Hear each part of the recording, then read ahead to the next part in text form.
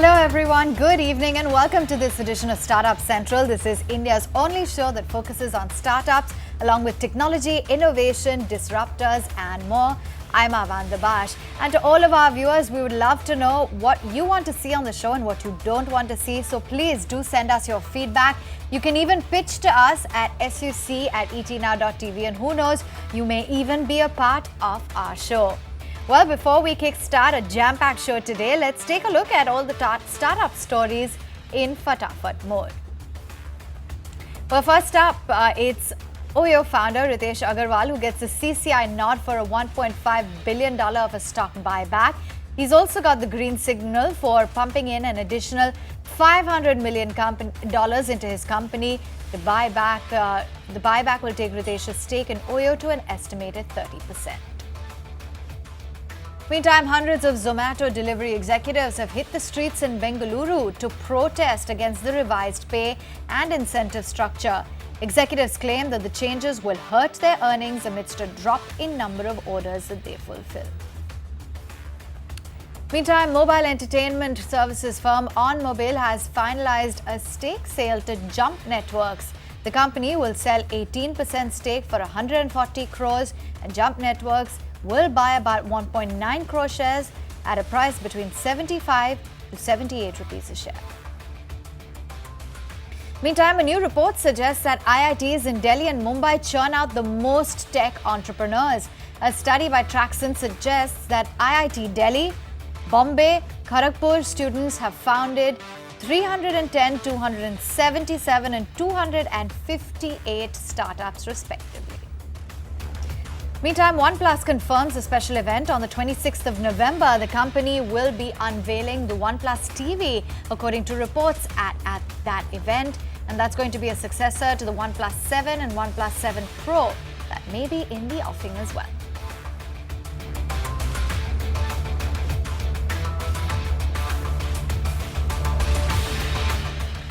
And that's your daily dose of all of the top Fatafat stories in the startup universe. But let's get a view then from none other than OYO Room's Ritesh Agarwal. We're calling this segment actually a masterclass with Ritesh Agarwal, as we have him answer questions from entrepreneurs from K-Hub Bengaluru and TIE Delhi NCR. So it's a very special interaction where you really get an insight as to what are some of the key factors that you need to keep in mind in order to be a successful entrepreneur, according to Ritesh Agarwal. Let's take a look. Hello and welcome to Startup Central. I'm Nayanthara Rai. Today I have a very special guest, Ritesh Agarwal, the founder of OYO. Thanks, Ritesh, for joining us here on Startup Central. You credited TIE Delhi also for making you an entrepreneur, how you went for the Under Summit. You said you got a check from the Angel Network. So now that you've arrived, okay, you still said that you only achieved 1% of what you want to, but by most people's definition, you're more than arrived. Okay, so do you try and support young entrepreneurs? Do you put money into their ventures? Does Ritesh Agarwal do that? So first off, I think I really am thankful to so many people in the ecosystem that have helped me all through the years and continue helping me today. And you know, the amount of effort that it takes to sort of support an entrepreneur who's just getting started is truly special, and I'm very immensely thankful to a lot of them. Coming back to young entrepreneurs, I think, or even old entrepreneurs, like basically, do you do anything for entrepreneurs at large. Yeah.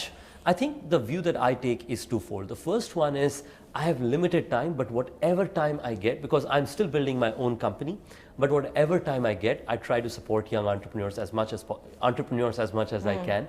The reason I keep saying young entrepreneurs, I believe that entrepreneur by definition is young. So even if you're old, this entrepreneurship makes you young. Age is a number. Age is a number. Right? Yeah, we established that. Yeah. So if you're an entrepreneur by design, you're young. Okay. You could be any age. That's how I feel about it. Okay. Yeah. But from my perspective, so even at 60, you'll be young, is basically what you're trying to say. And there are a lot of entrepreneurs who have done that very successfully at that age. Yeah. So from my perspective, I try to support in every manner possible. I try to give as much time as I can. I try to do references. I try to introduce people. I also make investments in some companies, but I don't like talking about them. That's okay, even if you don't want to give the name. I totally understand that. But you do, I just want to know that if you do your pitch of, if I could call it, giving back. Or yes, I try to do all I can, but I need to do a lot more, I believe, because the number of people I get in touch with or I'm able to speak with are more than what my time allows, and I'm truly regretful that I can't support as many. But the 10 or 15 entrepreneurs I can support every year, I think that's something so that you do makes almost 10 to 15 a year? depending on time. So some Yeah. entrepreneur could be a couple of months, some entrepreneur could be an engagement once in a while, and so on. And So, but in on India average, only, or even you do it in China because you're spending so much time in China? I think at this point of time, it's mostly been India because this Yeah. is where the amount of connection has been much stronger. How should they reach out to you? Like, how do they pitch to you? How do they even? So, I think the best way has been references, that is being able to reach out to people who've known us. And I think the good news is I have, I always say that I've publicly grown up in the Indian startup ecosystem. People have Yeah. seen me as like that 19-year-old kid. They see me as a Yeah. 25-year-old youth probably, or I don't know what you call it, old guy. I don't You just said you're going to be forever young, right? But I think from that perspective, references is best. But on top of that, I think people reach out in creative ways in many formats. They reach from emails, they just call, they WhatsApp, and all kinds of ways. Some of them have reached out to ET now, by the way. So I'm coming to that segment of the show now, where I'm truly thankful about it. That the energy and enthusiasm I see in these young entrepreneurs, it inspires me. It tells me that am I working hard enough? Because look at them, they're working so hard. I should be inspired by them. So, and the reason why I try to surround myself is, one part is I feel genuinely a sense of I should support, even though I don't think that I have achieved so much that I can give for sure something that is so helpful. But on the other hand, I learn so much from entrepreneurs. They're so energetic, they're always thinking creatively, which is very exciting. So let's talk about So it. now let's come to that part. So this is the segment now where I'm going to show you some of the videos where they've sent us, where they've recorded questions. This is from the K Hub in Bengaluru. This is the first video. Hi, I'm Ram, CEO and co-founder of a company called Hello Civi. And my question to you is, how did you acquire early customers? How did you make your hotels to agree to sign up at the early stage? I'm very excited to know the answer on this. Thanks. Customers I can share. Yeah. So back in the day, this is a great question, by the way. That is, when you get started, how do you get your first 100 customers? Because that's the hardest. Once you have 100 people, if they like your service, they go and tell many of their friends that, this is a great service. Word of mouth keeps growing. So the first customers we got were as under. During summers, a lot of companies give summer new joinees the first 14 days of stay. So we started a hotel in Gurgaon. The first OYO hotel came up near Huda City Center metro station. There are a bunch of companies around there. Yeah. And I used to go and knock the doors of companies along with Anuj and try and convince the administrator of those companies that we know that you have new joinees coming up. Please try to send them to OYO hotel. Our product is better and the price is lower than all the other options. It's like literally the old style salesman that went around, right? Yes, yes. And today we have over 2,000 of OYO MM sales. We call them enterprise sales. And we have over 5,000 corporates and enterprises partnered with us who continue to give us over 1/5 of our revenues today. So very thankful to these customers. But most importantly, remember that your customers want a specific product. If you're able to design the product, which in our case was great location near metro station, great price point starting at $9.99, and great services rated 4-star on third-party platforms. Yeah. If you bring 3 of these and go to your customer and reach out to as many of them as but just by reaching out, calling them or so on, 1 in 5 will try your service, and make sure you delight them, because if you delight them, they will go and tell a lot of their friends. Especially in this age of social media, In the age of social God media. bless Instagram. Second one. Hi Ritesh, my name is Ankit. I'm the CTO of Gentrax. I have a question for you. Couple of years back, Google told when we build for India, we build for the world. How has this statement been true for the OYO's global expansion? So, Ankit, I have to tell about this, right? I think this completely makes sense. I think building for India is so special because you have all categories of customers. You have customers who are really the upper class. You have customers who, look very similar to customers in any part of the world, across price points, across age groups, and across segments. And that's why being able to build for India is building for the world. I think Google absolutely is correct in it, because they have so many engineers in India who are building great quality products worldwide. The second thing I must definitely talk about is actually about product managers and engineers. I think a lot of product managers and engineers in India display a keen sense of empathy. And I think that is very important when you're solving for the customer, which is why that's special. But that said, I think for OYO, it's been absolutely true. That is building for India. And now for the world. Built for the world. Going to Google's own base. Hi Ritesh, I'm Nupur. I'm one of the co-founders of Nira, a consumer lending startup. My question for you is, what was your strategy for expansion for OYO? Would you look at your data and double down on the clusters of opportunities, or would you look outside and pick bets where you had a strong hypothesis? Thank you. This is a fantastic question, by the way. That is, do you use data to make decisions, or do you use hypothesis to make a decision? Honestly, you have to use both. Yeah. Data is the way of, I'll give an example of this, which is in a certain cluster in India, should we continue to add more OYO hotels or not?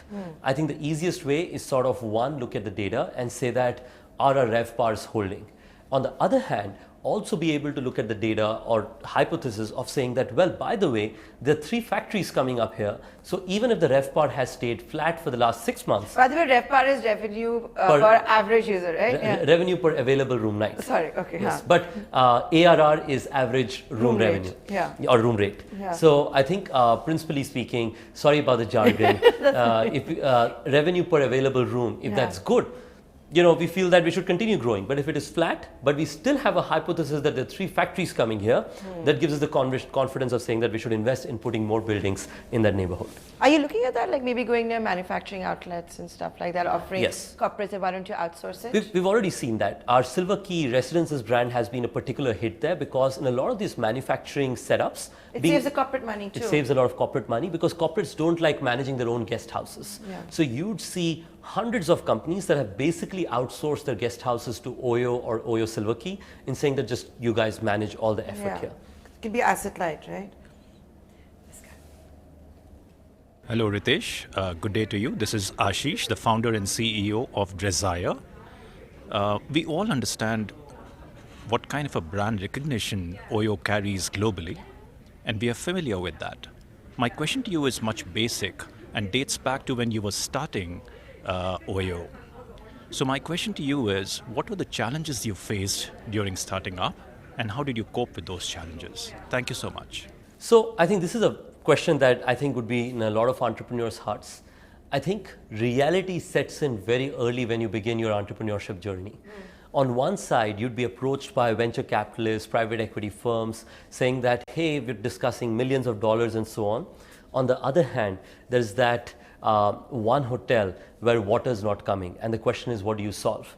And I think in the early days, I learned that solving for that customer is way more valuable than anything else, because and that's a lot of hard work. That's making sure that you're getting on calls, you're showing up at the hotel yourself, you're making sure that you're training your people and so on.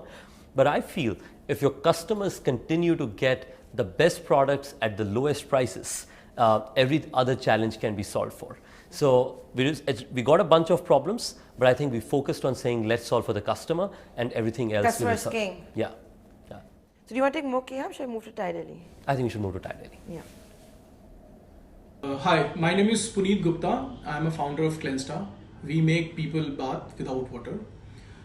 My question to Ritesh is, apart from learning and earning, which includes salary and ESOPs, what is the other motivation for retaining talent? And my second question is, this Cleanstar 20 ml bottle is good enough to take one complete bath, which is pretty good for OYO properties. So we would like to partner with OYO. What is your opinion for this as well? First off, Puneet, fantastic question. Let me begin by saying that he's a Jugadu guy. you're very entrepreneurial, and OYO will try and have a conversation with you, and we will absolutely get started with a couple of OYO hotels. If customers say great things, we will talk about doing more. Thank you so much for asking this question. So Puneet, about your question about, other than salary and ESOP, how do you continue to inspire to have employees to stay back? My learning has been as under. In the history of our company, we haven't lost any CXO. The reason why we don't lose leaders is primarily not because the compensation or value or any of those, because when the company's chips are down, all of these resources go away. What inspires these people to stay with you even when the chips are down? I think there are 2 to 3 things. The first one is mutual respect and a sense of familiarity. Do people genuinely feel that I'd rather be here than any other thing across the world? To be able to create that feeling, being able to make sure that you make people a part of the decision, a part of the broader problem solving is very important. Second, inspire and excite their broader stakeholders. You'd find it amazing that husbands and wives of a lot of OYO leaders are way more involved in OYO than sometimes their own husbands and wives, right? Really? Like, because they would know that where is a new OYO hotel coming up and so on. Those are the real heroes behind the scenes, the husbands and wives unsung supporting. heroes, as we call Yeah, them. because this is hard job, and being able to support this as a husband or a wife during these tough times is hard. And I think the third thing, which is very important, is making sure that you're as transparent as possible. If things are going good, bring your team and say that we are all doing amazingly well. And if things are not going good, bring your team in and say that, well, this is broken, but I'm sure we will all solve it together. We are in it for the next 30, 40 years. So 1 week of bad time, that's okay. We will get one more better week next lifetime. week. Yes. Hi, I'm Shrey and I run this venture called Gaming Central. We make VR and AR content for consumers as well as for brands. My question for Ritesh would be that how did he go about building culture for his startup, that's OYO? Because building the culture is such a key and critical part for any new startup. Great question, Shrey. Companies' cultures are built grounds up. It's built by the people in the organization and by 3 important types. First, when you recruit people, do you recruit people who follow the cultural principles that you'd like to set up? Second, the people you promote. That is, do you set the right example of appreciating and promoting the people who follow your cultural principles? And third, the people you do not promote, because meritocracy is always designed by the cultural principles of your company. So to the extent people see that the 1% that you appreciated or promoted, or the 1% or the 10%, are truly deserving and have the cultural principles, that inspires the entire organization to become meritocratic and have a certain sense of culture, which is what I'm sure you will build in the many years to come. Congratulations, Shrey. I want to ask you a few things, Ritesh. You're very young. Do you ever chill out? Do you have a party? How do you spend your free time? Do you have any spare time? I think for me, there are 3 primary things that I do at spare time. The first one is, one of the things that excites me about working at OYO, besides the mission and the ability to make this difference, is just the young OYOpreneurs that are operators and leaders of OYO. So you on the don't ground. chill out? I love to spend time with them, and that's as good as chilling out for me, because meeting our AGMs, our salespeople, our BDMs, I learned so much, and I'm always amazed that this is a young 26-year-old. So you work 24/7? No, that's all your waking there are hours? 2 other things. Okay. The second one is I love watching documentaries. Okay. One of my 2 of my favorite documentaries. I was going to say one, but I'll tell 2 now. One is the Men Who Built America, a fantastic documentary on History Channel, and the other one is Selma, which was one of the short movies about Martin Luther King Jr. and how he brought about the change. And I think the third thing is I have my little dog Lisa. I love spending time with her whenever I can. But then, which country does Lisa live in? Lisa is still here in India. In Gurgaon? So that tells you where home is. That's where your home is. How much time are you spending in China now? It's hard to say. It depends every month, depending on what the market requires. Some month it could take a week and a half. Some month it could take lesser. So it depends on the month. So if you travel so much, do you exercise? I think a little bit of time that I get is now I have recently started doing a little bit of yoga. That's only a month and a half old. Let's see if I can hold on for long enough. Do you like it? So far, so good. Actually, what it does is, especially because I take so many flights, it helps me very significantly. I used to do yoga last year and then I missed the regime. Month and a half back, I felt that it is not just me, I think this year as a broader leadership, we've made sure that that's a big focus. In fact, a few months back, we sent Fitbit bands for all our employees. Okay. Every OYOpreneur got a Fitbit band or Fitbit equivalent. And with that, I think I've taken enough of your time. I'd like to thank you, Ritesh. Thank you so Thanks a much, lot. Really Thanks a appreciate lot. it.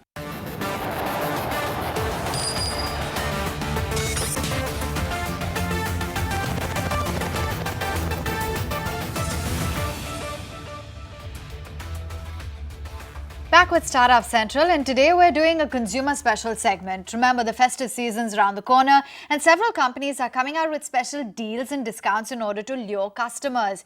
Today we focus on 3 such companies: Flipkart, Amazon, and Xiaomi. Let's first talk about Flipkart. We're joined by Rishi Vasudev, Flipkart's fashion head, my colleague Rahul Dayama, joining in from Bengaluru to take forward that conversation. Rahul. Awan, that's right. September 29th is the day for online players, because we will see Amazon and Flipkart really clash it again as far as the Diwali sale is concerned, and the action will only pick up over the next 2-3 months.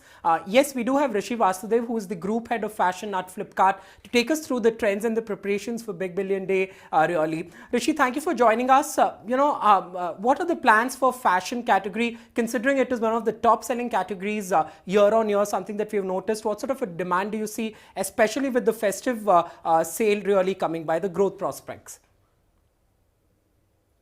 So fashion is one category in e-commerce that is seeing a huge traction in terms of increasing penetration. India has had a very slow start with the 6% penetration as of now, and the potential to take it up to 15-16% over the next 4-5 years is quite possible, and that means that the category will continue to grow leaps and bounds in the coming 5 years. Even if you look at markets like China, fashion has over 30-35% online penetration. On the other hand, we are seeing that what Flipkart Fashion is doing is that it's making a large selection at trendy styles at affordable prices, being available to a large group of consumers, not only in metro and tier 1, but also in tier 3, tier 4 towns. So that's where a lot of people are coming on board. They suddenly have a lot of variety to choose from, and Flipkart's famed fast delivery and loyalty programs to go with it. So I think all in all, it's driving a lot of people to come online and therefore get a lot of selection at great prices. Got it. But are there any distinctive consumer trends that are standing out? What are people increasingly shopping for as far as categories are concerned? And also, I think I came across a study that spoke about how Bollywood seems to be influencing a lot of buying decisions of consumers on the platform. Yes, you are right. So I think there are 2 religions in India. One is cricket and one is fashion, and a lot of people follow cricket, and second is films. A lot of people follow celebrities both in films and TV to ensure that they get the latest trends, but there was always a lag between what they saw as aspirational or they would get inspired with and the availability of those kind of styles and trends. But now with online coming in, people really search for a lot of those stuff both on social media as well as on Flipkart, and therefore we see a lot of fashion related searches on Flipkart, which means people are looking to get inspired by their favorite celebrities and wear what they see them wearing. Are getting the 2 biggest celebrities, Alia and Ranbir, to talk about Flipkart fashion has also worked. I think that's really added to this trend. In terms of categories, we see that the women consumer are shopping much more online. We see a trend that the ratio of men to women in internet itself is improving a lot in terms of women being a far higher share than what they were 3 years back when it was 70-30 male dominated. And women shoppers are really driving a lot of growth, which means a lot of new categories are opening up, new styles do well, and that's how the market is progressing. Women's western wear continues to outpace every other category. I think that is one category which has a very high online penetration, and people find their styles from brands as well as a lot of great quality sellers on the platform, and women's ethnic as well is growing fast. Well, clearly women are ahead as far as the fashion game is concerned in terms of consumers. But talk to us about the potential in the tier 2, tier 3 market. That's a massive opportunity that we've seen even Flipkart sort of speak about every time. How different are these trends in this market?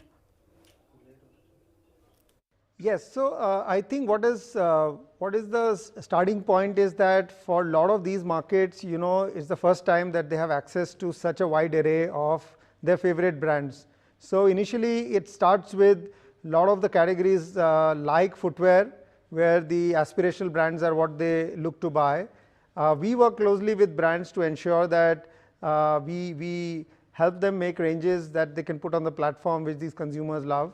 And therefore, footwear is one good starting point for tier 3, tier 4 to get into.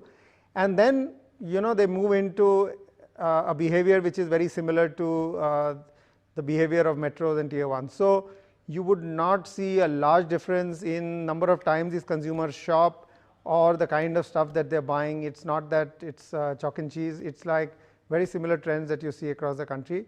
However, there would be regional tastes, there would be some differences, but in terms of categories as well as product categories, brands, non-brand, I think they follow a similar pattern. Interesting takeaways really there, but you spoke about the potential of the 100 million users really. What are you doing differently to reach out to these consumers? A lot of them really get onto the platform for the first time during the festive sale itself. Will vernacular languages in that sense be a big bet? Yeah, so a couple of things which got announced recently and you would have read one was vernacular, the other one was Flipkart Ideas, which is now launched. You can see it on the app, where a lot of content can be pushed not only by brands but also a lot of influencers.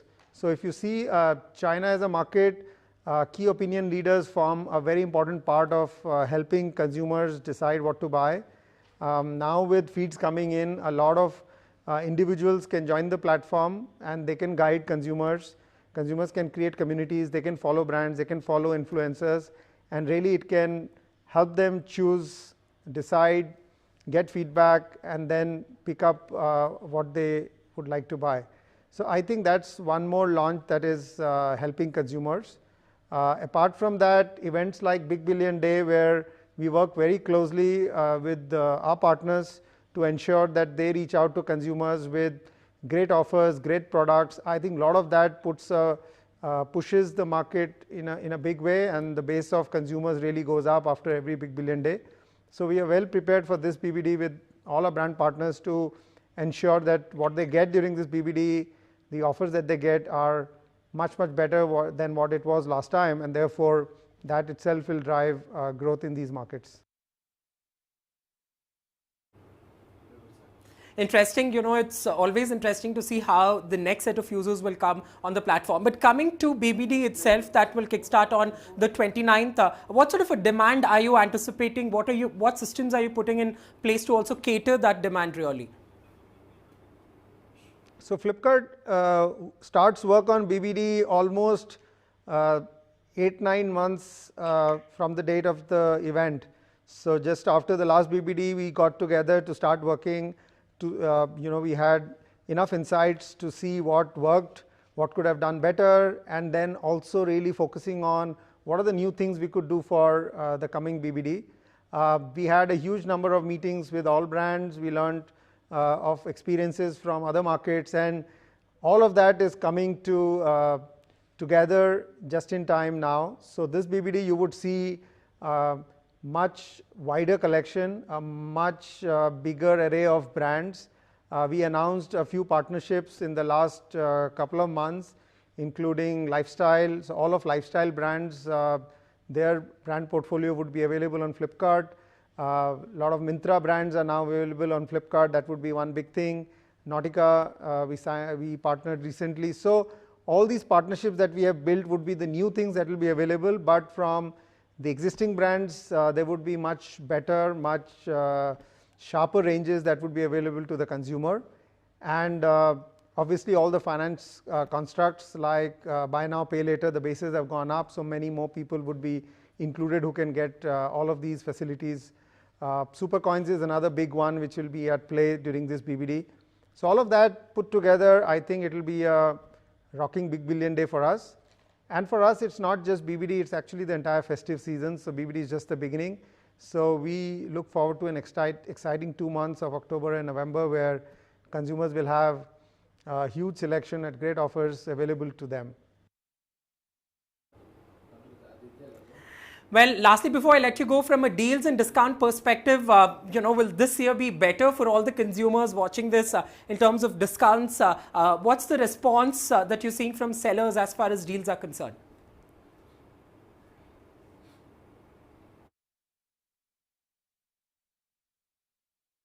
Yes, of course. So as you go forward, you try to make better and better offers. So everyone works on improving the products, which means that you are adding more and more value. So even if it's a 1,000 rupee product, it does not necessarily mean that 1,000 has to go to 800. You could also ensure that the same 1,000 rupee product has much more value addition in this season. So everyone's worked to make things better. I can easily say that 15 to 20% value addition is there in every price point. And if it's the same product, the prices would have dropped by 15-20%. So that's how we are looking at the improvement over last year in terms of this Big Billion Day. Well, thanks so much, Rishi. Look forward to BBD. Avan, the big takeaway really for you and me is the deals, the discounts will be a lot better this year. So here's to really working on that shopping list. Oh yeah, absolutely. Get those fingers ready to click, because we'll be shopping away with all of those lucrative offers. Thanks very much, Rahul, for taking us through that very interesting conversation. That was how Flipkart really is preparing their big billion. Let's get a move on then and focus on the company's biggest rival, and that's Amazon. My colleague actually, Ashna Mishra, caught up with the Amazon India Vice President, Manish Tiwari, on the company's Great Indian Festive Sale. Let's listen in to what they've done and how they've geared up themselves for the 29th of September. It will be bigger and better than the last Diwali, and let me just explain what I mean by that. I think the first thing is the selection on sale. The offering we have for the Indian customers is much bigger this year. Last year in Diwali we had around 170 million products. This year we have close to 200 million products. So customers can buy a far bigger range of products. We worked with some of our sellers and our partners to make sure this Diwali gives the best possible value to our customers. What I mean by that is we are partnering with SBI for the first sale, and SBI is India's largest bank, and therefore a lot of customers will get benefits on using the SBI credit and debit card. Our sellers have worked with a lot of marketplace players to ensure that you can exchange your old product. So across more than 100 cities, if you wanted to exchange your wireless phone for a new one, or your appliance or an air conditioner, you could do that, and that would happen very quickly. We've also ensured that in terms of speed to the customer, we've really improved it vis-a-vis last Diwali. So more than 40% of things which you order, you could get it the next day, depending on the PIN code on which you are. Also, overall, the speed of deliveries would go up. And if you bought any appliance this year from Amazon.in, all the sellers are offering scheduled delivery. So you can actually say, I want my appliance to reach me at 2 p.m. in the afternoon at your convenience, and we would install it free within 48 hours. So there is a whole host of features around selection, convenience and value which we are working on. And we feel, and it is showing up in the confidence the sellers are showing in terms of their selection, what they're getting onto the marketplace, that this Diwali will be an awesome sale. Sir, what sort of demand are you expecting this time around? Also, which categories specifically do you think will be driving the consumer interest mostly? I think that the category one is a difficult one because our customer base is quite large, and we have a lot of prime customers and new customers who come during this. So most of the new customers actually start shopping at Amazon.in either through fashion or grocery. Of course, the customers who are settled and the prime customers, they shop across categories. Diwali is a time when people purchase a lot of home stuff, and therefore during the first part of the season we see a lot of sales of electronics, home furniture and clothes. Depending on Dashera, Durga Puja, people do buy a lot of clothes. Closer to end of the month, the focus shifts on to a lot of small appliances and gold jewelry and coins, and that's largely led by the Dhanteras demand. But overall, difficult to say which part of the business, because there are customers who are actually looking for good value across the entire offering. And what about the demand? What sort of demand are you expecting this time? I think this Diwali will be as good as in terms of growth as last Diwali was. We don't see any reason or any trends either from our sellers or from our customers to expect anything less than, if not equaling, bettering the growth of last year Diwali. So as you must already be aware that the country is currently grappling under economic slowdown, but of course you in an earlier interview with ET Now had ruled out that there is no downtrend when it comes to the consumer sentiment, no matter what. So how confident are you that this time it will be better than last year? Yeah, I must clarify. I think I also said last time that e-commerce is very small right now. It's at infancy. And therefore, if you take apparel, I mean, the share of e-commerce, not Amazon.in, the entire e-commerce industry would be less than 1%. And therefore, any macroeconomic trend to hit the e-commerce industry will have to go really, really deep. Yeah, it's so small.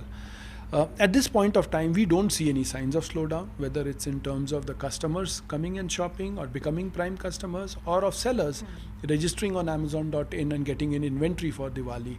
So I don't see any signs of slowdown at this point of time. So you just mentioned sellers. So what is the sense that you are getting from the sellers? Like, should the customers hope for better deals from sellers also this time around? Yeah, I think sellers make choices, and when they see success in a marketplace, they decide to invest more in terms of inventory, in terms of pricing. I'm quite confident that this Diwali, our customers would see better deals and better value from our sellers this time again. Okay, so your competitor Flipkart has also announced a similar sale, and in fact the dates are also clashing. So do you think the stakes will be higher this time? No, I don't think so. I mean, I'm not aware of the dates, but just to clarify, e-commerce is too small.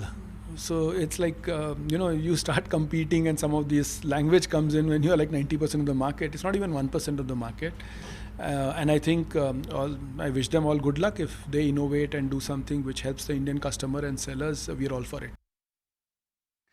All right, as of now, expect even more lucrative deals, and it's going to be pretty much the same as last year in terms of festive demand. That's the word coming in from Amazon India. Well, keeping it with the festive season, Xiaomi as well has gone ahead and launched a whole host of products across categories like smart TVs, fitness bands, as it gears up to cater to the upcoming demand. With reports indicating a slump in smartphone sales, is Xiaomi feeling the pinch? Well, Rahul Dayama caught up with Raghu Reddy, the head of categories, to find out a little bit more about their strategy for the Indian markets. Today's event was called the Smarter Living 2020 event, and the focus was not on smartphones for a change, and we launched a whole host of other products cutting across categories. So we launched 7 products today, 4 of which were TVs. So we expanded the Mi TV lineup today with these 4 new TVs. So we launched 3 TVs under the Mi TV 4X range, which is our 4K enabled TVs across the sizes 43, 50 and 65. The 65-inch Mi TV 4X is the largest TV that we launched, and we're very excited about it. And at interesting price points at that. That's correct, yeah. We believe our mission is really enabling 4K for everyone. So the 43-inch Mi TV 4X starts at a price of 24,999. The 50-inch 4X comes at a price of just 29,999, and finally the 65-inch Mi TV 4X comes at a price of just 54,999. We also launched an intermediate size, which is the Mi TV 4A 40-inch Full HD, and that comes in at a price of just 17,999. So as far as the price points are concerned, it sort of can't get better. But also other categories that you've been excited about, be the smart band, also the water purifier, that you've sort of wanted to get a tech sort of a touch to it, really. That's correct, yeah. We've been using this event, the Smarter Living event, to actually launch products which traditionally have been technology agnostic or away from technology, and see how we can make them better with technology. Which is why we sort of launched the Mi Smart Water Purifier. It's been about 18 months in the making. We've been evaluating this category and figuring out how do we make this particular product better than everything else that's out there in the market, and how do we really address the critical customer pain points using technology. So that's how the Mi Smart Water Purifier came into being.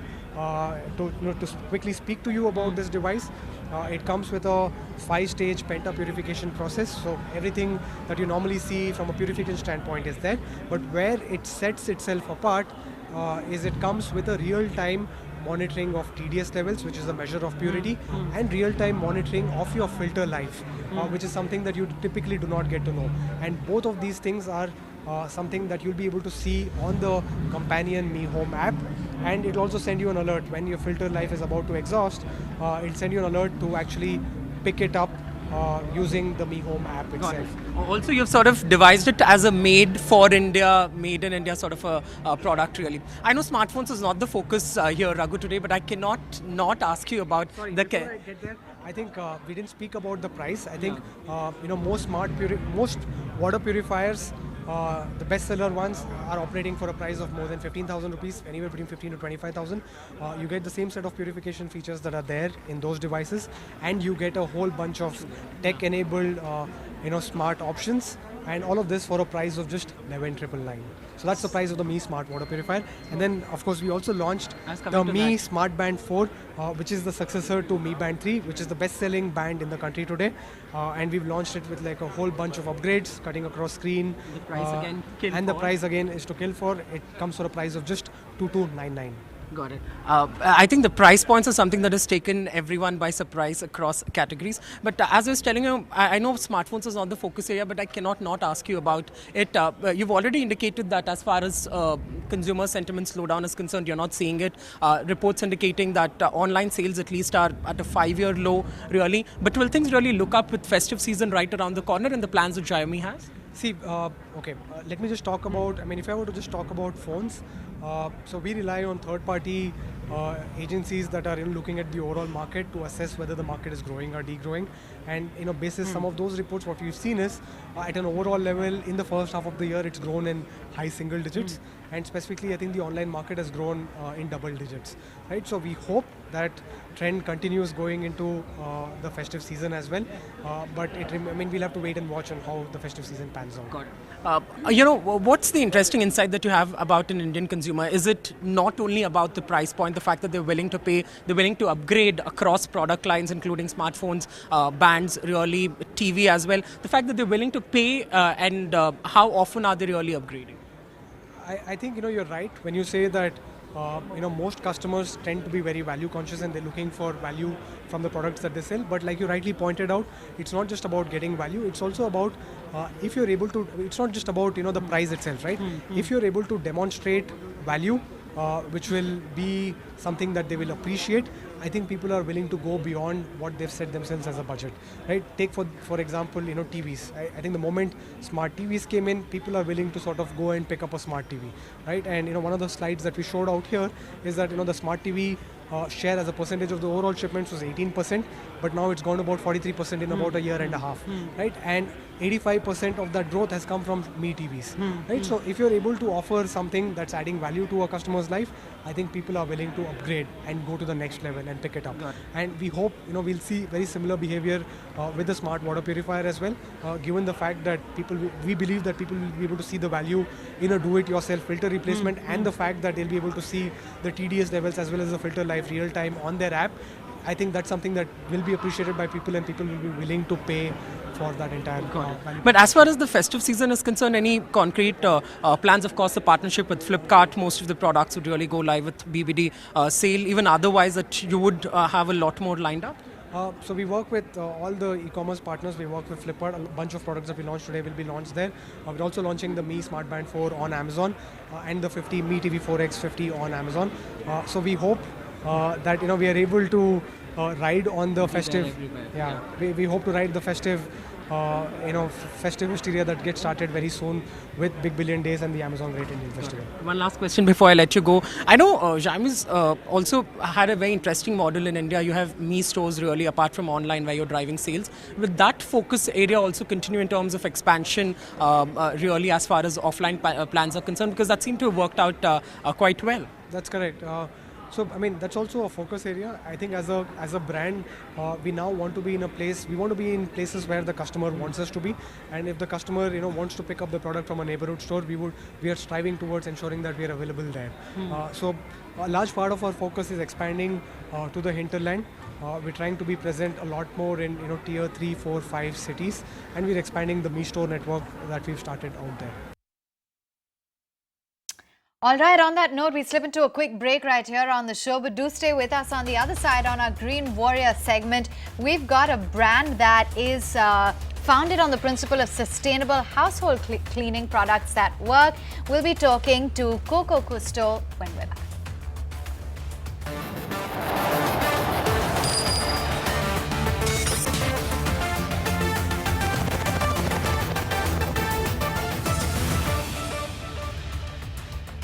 Welcome back to Startup Central. Let's go straight to our Green Warrior segment. And today, our warrior is Coco Custo.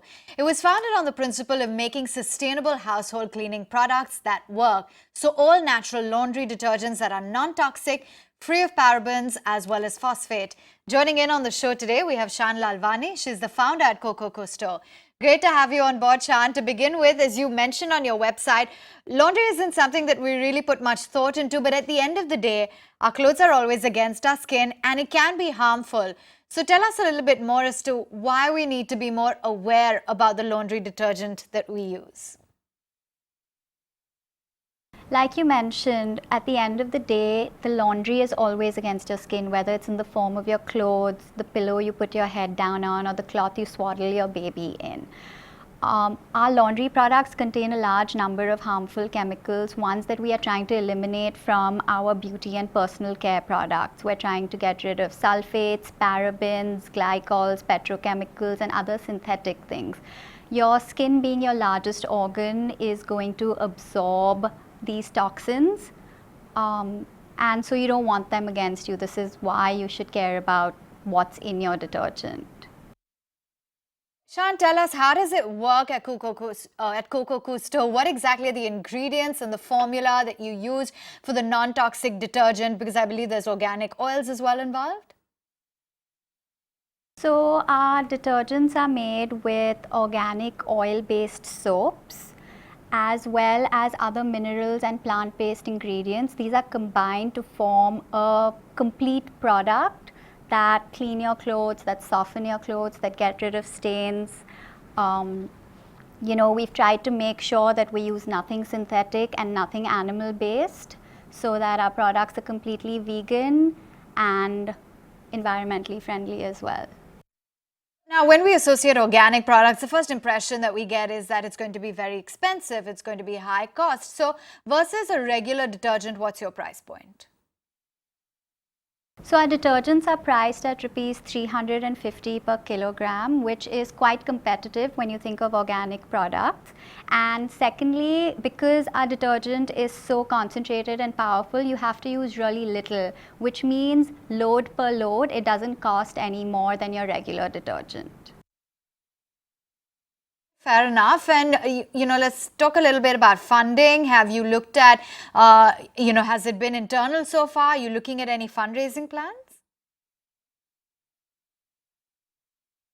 So at the moment, everything is internal. But yes, as we grow, I think we are going to be looking for funding. And what about your future plans for Coco Custo? Apart from laundry detergent, what are some of the other products that you could fray into? So we want to be a complete household cleaning products line. So our next products are along the lines of your dishwash liquid. We're working on a chlorine-free bleach. So there's a lot in store. Okay, we look forward to that. Thanks very much, Shan, for taking time out and joining in. Non-toxic detergents, that's Coco Custo. On that note, we'll wind it down right here on the show. Many thanks for watching. Catch you same time tomorrow.